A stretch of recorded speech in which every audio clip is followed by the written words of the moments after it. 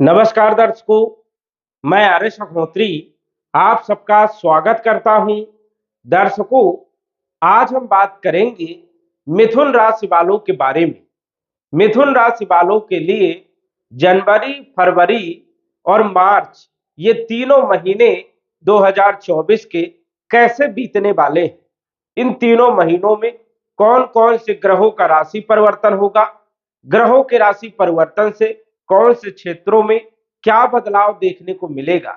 हम बात करेंगे आपके संपूर्ण क्षेत्रों के बारे में, आपके स्वास्थ्य के बारे में, धन के बारे में, नौकरी के बारे में, व्यापार के बारे में, शिक्षा के बारे में, संतान के बारे में, लव लाइफ के बारे में, वैवाहिक जीवन के बारे में, कंपटीशन के बारे में, भाग्य के बारे में, लाभ हानि के बारे में, विदेश यात्राओं के बारे में आदि हम सभी क्षेत्रों के बारे में विस्तार से चर्चा करेंगे। तो आइए जानते हैं।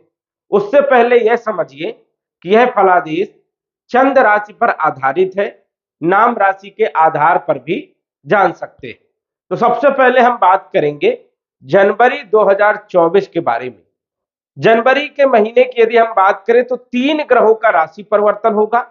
सूर्य का राशि परिवर्तन, बुध का राशि परिवर्तन और शुक्र का राशि परिवर्तन।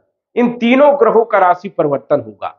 सूर्य 15 तारीख को धनु राशि को, सप्तम भाव को छोड़ करके अष्टम भाव में मकर राशि में चले जाएंगे और पूरे महीने सूर्य जो है 15 जनवरी के बाद जो है अष्टम भाव में मकर राशि में गोचर करेंगे। बुध 7 जनवरी को धनु राशि में चले जाएंगे। 7 जनवरी को धनु राशि में जाएंगे, लेकिन 7 जनवरी तक छठे भाव में वृश्चिक राशि में ही रहेंगे और 7 जनवरी के बाद पूरे महीने ये आपके सप्तम भाव में धनु राशि में रहेंगे। शुक्र 18 जनवरी को धनु राशि में चले जाएंगे, लेकिन 18 जनवरी तक छठे भाव में वृश्चिक राशि में रहेंगे और 18 जनवरी को ही राशि परिवर्तन होगा तो सप्तम भाव में धनु राशि में शुक्र भी जो है गोचर करेंगे पूरे महीने। तो इन तीनों ग्रहों का राशि परिवर्तन होगा। मंगल सप्तम भाव में ही पूरे महीने रहेंगे धनु राशि में। केतु आपके चौथे भाव में कन्या राशि में ही रहेंगे तीनों महीने, जनवरी, फरवरी और मार्च। शनि जो है आपके भाग्य भाव में कुंभ राशि में तीनों महीने रहेंगे, जनवरी, फरवरी और मार्च। राहु जो है कैरियर वाले भाव दसम भाव में मीन राशि में तीनों महीने, जनवरी, फरवरी और मार्च तीनों महीने गोचर करेंगे। गुरु जो है लाभ भाव में मेष राशि में जनवरी, फरवरी, मार्च तीनों महीनों में जो है आय वाले भाव में, लाभ वाले भाव में गोचर करेंगे। तो ये जो है ग्रहों की स्थिति है। अब हम जान लेते हैं कि इन ग्रहों का प्रभाव जनवरी, फरवरी और मार्च के महीने में आपके ऊपर कैसा रहेगा। तो सबसे पहले हम बात करेंगे राशि के स्वामी के बारे में। हम बात कर रहे हैं मिथुन राशि वालों के बारे में, मिथुन लग्न वालों के बारे में। मिथुन राशि के स्वामी होते हैं बुध देव और बुध जो है जनवरी के महीने में छठे भाव में गोचर करेंगे। लक्ष्मी नारायण राजयोग बना रहे हैं, लेकिन छठे भाव में बुध अच्छे परिणाम नहीं देते, इसलिए थोड़ा सा यहां पर ध्यान रखना है। 7 जनवरी तक बुध यहां पर रहेंगे तो स्वास्थ्य पर ध्यान रखना है। स्किन की प्रॉब्लम हो सकती है, एलर्जी हो सकती है, सर्दी जुकाम हो सकते हैं, इसलिए विशेष तौर पर ध्यान रखना है। 7 जनवरी के बाद ये आपके सप्तम भाव में गोचर करेंगे तो यहां पर अच्छे परिणाम देने का काम करेंगे, लेकिन 1 जनवरी से 7 जनवरी तक स्वास्थ्य पर ध्यान रखना है। कॉन्फिडेंस कमजोर हो जाएगा, लो हो जाएगा, साथ ही साथ जो है कुछ परेशानियां भी देखने को मिलेगी। 7 जनवरी के बाद बुध की स्थिति बेहतर रहेगी तो स्वास्थ्य आपका बेहतर रहेगा, कॉन्फिडेंस आपका बहुत अच्छा रहेगा और नई नई अपॉर्चुनिटी भी देखने को मिलेगी। तो पूरे जनवरी, 7 जनवरी से पूरे जनवरी के महीने में राशि के स्वामी की स्थिति बेहतर रहेगी। वहीं यदि हम बात करें तो बुध आपके चौथे भाव के मालिक है। चौथे भाव के मालिक होकर के छठे भाव में गोचर कर रहे हैं, जो कि अच्छे नहीं माने जाते। तो भूमि भवन प्रॉपर्टी से जुड़े हुए कोई भी काम यदि करना चाहते हैं तो 7 जनवरी के बाद करें तो बेहतर होगा। 7 जनवरी के पहले यदि आप करेंगे तो कुछ परेशानियां आएंगी, इसलिए कोई भी बड़ा काम आपको 1 जनवरी से 7 जनवरी तक नहीं करना है। इस चीज का आपको ध्यान रखना है। 7 जनवरी के बाद आप वाहन खरीद सकते हो, प्रॉपर्टी खरीद सकते हो, मकान का काम चालू कर सकते हो, कंस्ट्रक्शन का काम चालू कर सकते हो, अच्छी स्थिति रहेगी। वही यदि हम बात करें धन के बारे में, धन के मालिक चंद्रदेव है। चंद्रमा का फलादेश संभव नहीं है क्योंकि 2.25 दिन में चंद्रमा का राशि परिवर्तन हो जाता है। चंद्रमा का प्रभाव सबसे ज्यादा मन पर होता है। चंद्रमा अच्छे भाव में यदि गोचर कर रहा है तो शुभ परिणाम देने का काम करेगा, बुरे भाव में यदि गोचर कर रहा है तो मन खराब रहेगा, कामकाज करने में मन नहीं लगेगा। लेकिन इसका प्रभाव 2 से 3 दिनों तक ही देखने को मिलेगा, इसलिए चंद्रमा का फलादेश संभव नहीं है मंथली राशिफल में। लेकिन यहां पर राहु की दृष्टि पड़ रही है, पंचम दृष्टि। और राहु जो है जब भी धन भाव को देखता है तो धन देने का काम तो करता है, लेकिन वाणी पर थोड़ा आपको संयम रखना है, कटु वाणी का प्रयोग नहीं करना है। कुटुंब परिवार में विवाद में स्थिति हो सकती है, इसलिए विशेष तौर पर आपको ध्यान रखना है। फालतू के खर्चे आपको नहीं करना है, इस चीज पर भी आपको ध्यान रखना है।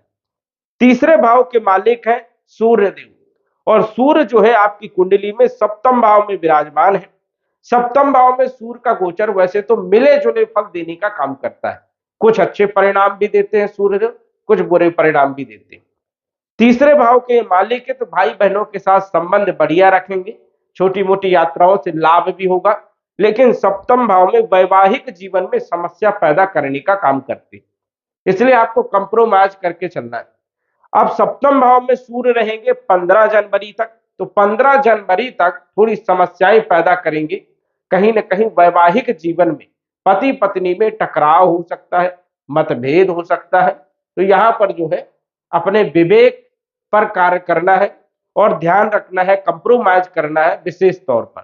15 जनवरी के बाद सूर्य जब अष्टम भाव में आ जाएंगे तो यहां पर जो है और बुरे परिणाम देने का काम करते हैं। अष्टम भाव में सूर्य का गोचर अच्छा नहीं माना जाता। तो 15 तारीख के बाद यदि देखा जाए तो 1 महीने तक सूर्य की स्थिति अच्छी नहीं रहेगी। और सूर्य आपके तीसरे भाव के मालिक है, छोटे भाई बहनों के मालिक है, बल पराक्रम के मालिक है, कॉन्फिडेंस के मालिक है। तो इनमें समस्याएं देखने को आपको मिल सकती, कॉन्फिडेंस आपका कमजोर हो सकता है, लो हो सकता है, काम काज करने में भी थोड़ा सा जो है आलस्यपन आ सकता है। तो थोड़ा ध्यान रखना है और सूर्य का आपको उपाय भी करना है। सुबह जल्दी उठ करके सूर्य देव को जल देना है और ओम घृण सूर्याय नमः इस मंत्र का जप भी करना है, जिससे सूर्य आपको अच्छे परिणाम देने का काम करे। इसके बाद यदि हम बात करें चौथे भाव के बारे में, चौथे भाव में केतु विराजमान है और केतु चौथे भाव में अच्छे परिणाम नहीं देते। यहां पर जो है चिंताएं बढ़ाने का काम करते हैं, माता के स्वास्थ्य पर भी जो है बुरा प्रभाव डालने का काम करते हैं। तो यहां पर केतु जो है जनवरी, फरवरी और मार्च तीनों महीनों में कहीं ना कहीं जो है परेशानियां उत्पन्न करने का काम करेंगे, मानसिक टेंशन देने का काम करेंगे और फालतू के टेंशन यहाँ पर केतु जो है देने का काम करते हैं। तो केतु पर भी जो है विशेष फोकस करना है और ध्यान रखना है। बात करें पंचमेश के बारे में, तो पंचम भाव के मालिक है शुक्र देव, और शुक्र जो है पंचम भाव के भी मालिक है और ये 12वें भाव के भी मालिक है। गोचर कर रहे हैं छठे भाव में। छठे भाव में शुक्र का गोचर अच्छा माना जाता है, यहाँ पर अच्छे परिणाम देते हैं। शिक्षा के लिए समय बेहतर रहेगा, लव लाइफ के लिए भी समय बेहतर रहेगा, फाइनेंशियल स्थिति के लिए भी समय बेहतर रहेगा। हालांकि यहाँ पर शुक्र की स्थिति जो रहेगी 18 जनवरी तक रहेगी और 18 जनवरी के बाद शुक्र सप्तम भाव में आ जाएंगे तो यहाँ पर केंद्र त्रिकोण राजयोग बनाएंगे, तो जबरदस्त लाभ भी देने का काम करेंगे। साथ ही साथ लक्ष्मी नारायण राजयोग बनेगा जो कि धन के लिए, लव लाइफ के लिए, वैवाहिक जीवन के लिए काफी अच्छा माना जाता है। तो शिक्षा के लिए पढ़ाई लिखाई में मन भी लगेगा, कहीं ना कहीं जो है उच्च शिक्षा के लिए आप विदेश जाना चाहते तो जा सकते हैं। 18 जनवरी के बाद ये एक अच्छी स्थिति है। वही फाइनेंशियल स्थिति बढ़िया रहेगी, जुआ, लॉटरी, सट्टा, शेयर मार्केट से भी लाभ देखने को मिलेंगे। संतान की चिंताएं आपकी दूर होगी, तो ये अच्छी स्थिति है। शुक्रदेव छठे भाव में भी अच्छे परिणाम देते हैं, सप्तम भाव में भी अच्छे परिणाम देने का काम करते हैं और राजयोग में रहने के कारण और अच्छे परिणाम जो है देखने को मिलेंगे। बात करें आपके छठे भाव के बारे में, तो छठे भाव के मालिक है मंगल देव मंगल आपके लाभ भाव के भी मालिक है और मंगल विराजमान है सप्तम भाव में। सप्तम भाव में कैरियर के लिए, व्यापार के लिए तो अच्छे माने जाते हैं, लेकिन वैवाहिक जीवन के लिए अच्छे नहीं माने जाते। नौकरी के लिए अच्छा है, नई नौकरी की प्रयास में है यदि, तो नई नौकरी मिल सकती है, कंपटीशन में सफलताएं मिल सकती है, रोगों को दूर करेंगे, शत्रुओं को परास्त करेंगे और ये लाभ के मालिक है तो स्वाभाविक है कि लाभ देने का काम करेंगे, आय में वृद्धि करने का काम करेंगे। लेकिन सप्तम भाव में वैवाहिक जीवन के भाव में वैवाहिक जीवन को खराब करने का काम करते हैं, विवाद करवाने का काम करते हैं। तो कंप्रोमाइज करके यहां पर भी आपको चलना है। इसके बाद यदि हम बात करें आपके सप्तमेश के बारे में, सप्तम भाव के मालिक के बारे में, तो सप्तमेश बनते हैं गुरुदेव और गुरु जो है लाभ भाव में गोचर कर रहे हैं। ये सबसे बेहतरीन स्थिति है गुरु की। गुरु लाभ भाव में बहुत अच्छे परिणाम देने का काम करते हैं और 1 जनवरी से ये मार्गी भी हो गए। तो 1 जनवरी, फरवरी और मार्च ये तीनों महीने जबरदस्त लाभ देने का काम करेंगे। गुरु यदि कुंडली में अच्छे भाव में यदि गोचर कर रहा है तो कई सारे दोषों को दूर कर देते हैं, बड़ी परेशानियों को जो है सरलता से समाप्त करने का काम करते हैं, क्योंकि गुरु ज्ञान है। ज्ञान के माध्यम से, कंप्रोमाइज के माध्यम से जो है आपकी समस्याओं को हल करने का काम गुरु करते हैं और गुरु की स्थिति आपकी कुंडली में, गोचर कुंडली में बहुत अच्छी है। गुरु जो है आपके कैरियर के भी मालिक है, वैवाहिक जीवन के मालिक है और कैरियर के मालिक है। लाभ भाव में गोचर कर रहे हैं जो कि अच्छी स्थिति है। तो कहीं ना कहीं जो है देखा जाए तो कैरियर में जबरदस्त लाभ आपको मिलेगा, नौकरी में प्रमोशन मिल सकता है, व्यापार में जो है जबरदस्त लाभ हो सकता है, व्यवसायिक कार्यों में भी जो है अच्छा परिणाम यहाँ पर देखने को मिलेगा। तो गुरु जो है आपको सपोर्ट करने का काम करेंगे।